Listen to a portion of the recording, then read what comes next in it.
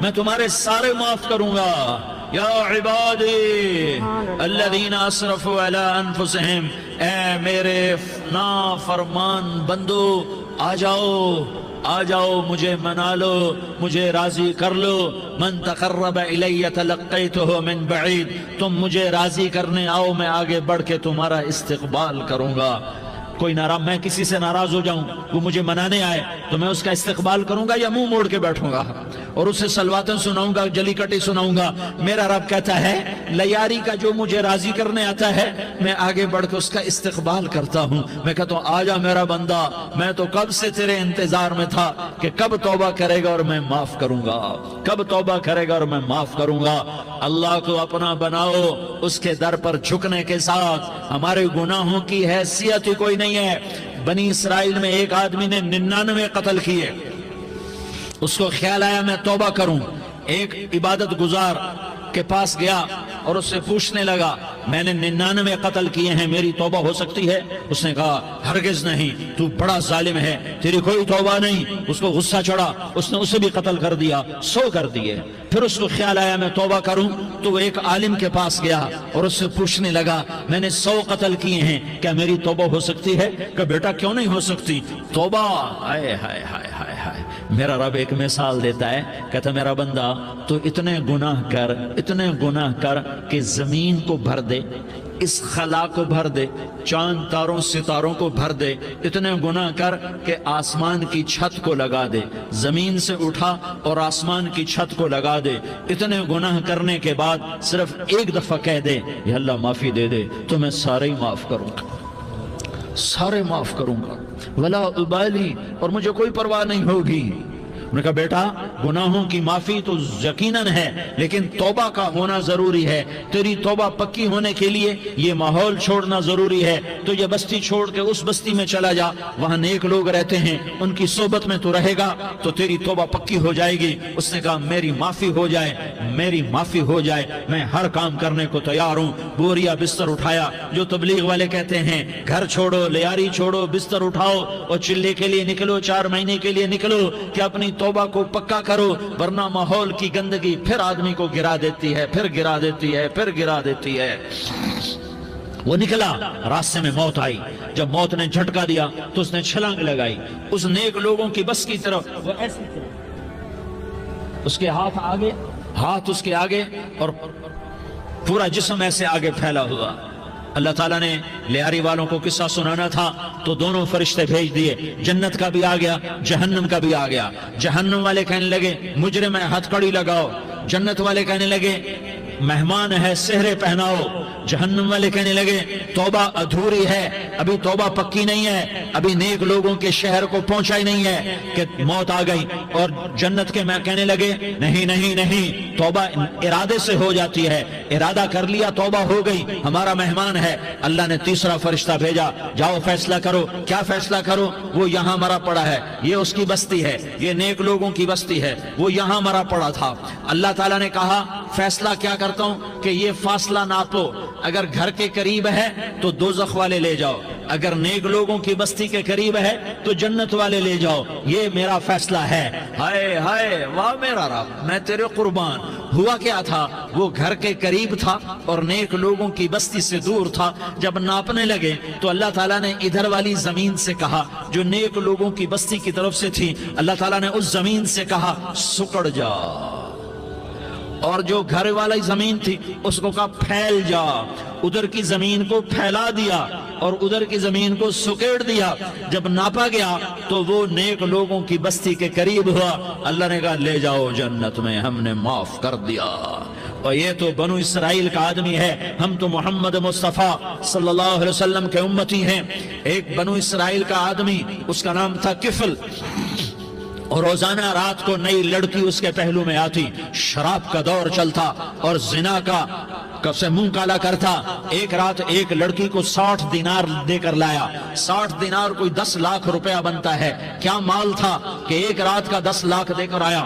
جب کمرے میں داخل ہوا تو وہ لڑکی رو رہی تھی، تو کفل نے پوچھا کیوں رو رہی ہو؟ میں نے زبردستی تو نہیں کیا۔ تو وہ اس نے روتے ہوئے کہا کفل میں پیشہ ور عورت نہیں ہوں، میں عزت دار عورت ہوں، مجھے بھوک نے یہاں تک پہنچایا ہے۔ میں یہ کہا کرتا ہوں جب سردار لوگ، جب مالدار لوگ زکوٰۃ نہیں دیتے تو غریبوں کی بیٹیاں نیلام ہو جاتی ہیں۔ مالداروں سے کہتا ہوں، ان سرداروں سے کہتا ہوں کہ اللہ کے نام پر دیا کرو کہ غریبوں کی بیٹیوں کی عزتیں بحال رہیں۔ تو کفل نے جب دیکھا اور جب سنا، آنسوں کو دیکھا اور اس کی بات کو سنا، تو وہ اس کا وحشی دل، پتھر دل، کیا آنسوں نے کام کیا کہ وہ رونے لگا۔ کفل رونے لگا اور کہنے لگا بہن جس عزت سے آئی تھی اسی عزت سے واپس چلی جا، اور میں بڑا کتا انسان ہوں، میں بہت گندا انسان ہوں، میں تیرے آنسوں کے طفیل توبہ کرتا ہوں، تو میرے لیے دعا کر دے، اللہ میری بخشش کر دے، اور تو چلی جا اپنی عزت کی سلامتی کے ساتھ، اور جو مال میں کیا ہونے والا ہے۔ تھوڑی دیر کے بعد کفل مر گیا، اچانک جوانی میں موت آ گئی۔ کفل کو نہیں پتا تھا کہ میری زندگی کی چند گھڑیاں باقی ہیں، ساری زندگی زنا شراب میں گزری، آخری چند لمحے میں توبہ کی، اب میرے اللہ نے کیا کیا؟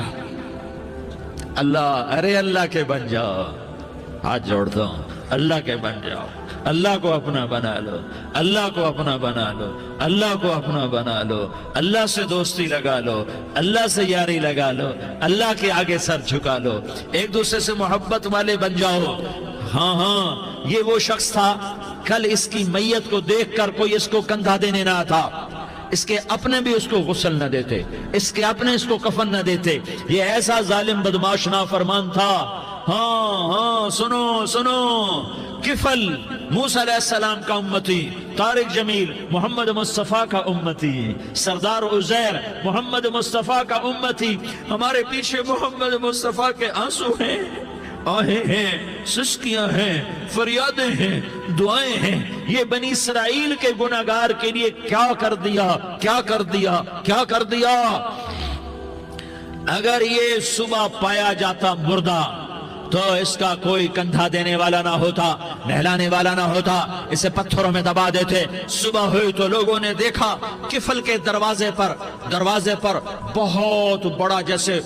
بہت بڑا جیسے بینر لگا دیا جاتا ہے، پورا بینر لگا ہوا تھا، کفل کے دروازے پر لکھا ہوا تھا ان اللہ قد غفر للکفل، لوگو اللہ نے کفل کو معاف کر دیا۔ کیا مطلب تھا معاف کر دیا؟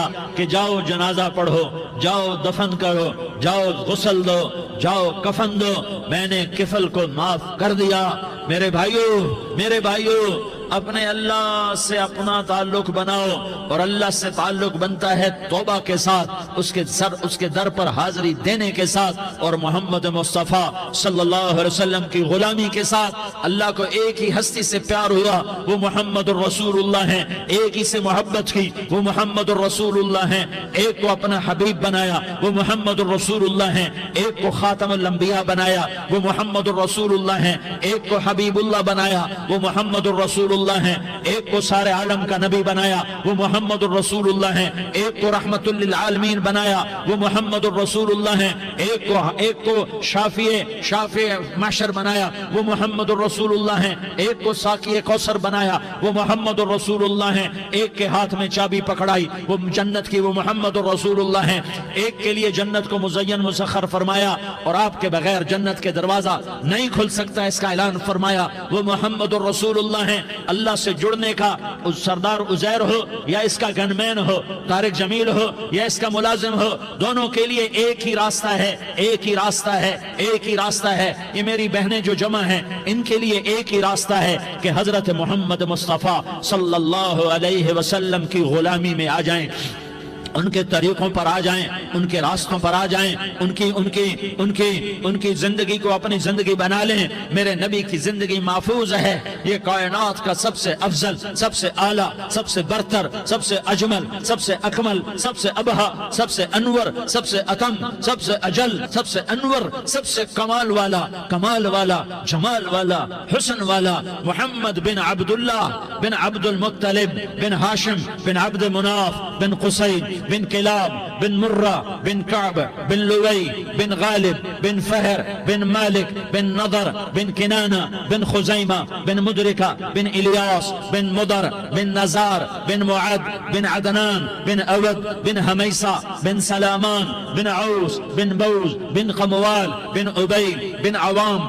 بن ناشد بن حزا بن بلداس بن يدلاف بن طابخ بن جاحم بن ناحش بن ماخي بن عيفي بن عبقر بن عبيد بن الدعاء بن حمدان بن سنبر بن يثربي بن يحزن بن يلحن بن إرعوى بن عيغي بن زيشان بن عيسر بن أقناد بن إيهام بن مقصر بن ناحس بن زارح بن سمي بن مزي بن عوز بن عرام بن قيدار بن إسماعيل بن إبراهيم بن آذر بن ناحور بن سروج بن رعوب بن فائج بن عابر بن أرفقشاد بن سام بن نوح بن لامك بن متوشالة بن إدريس بن يرد بن ملح الإيل بن قينان بن آنوش بن شيس اور بن آدم علیہ الصلاة والسلام.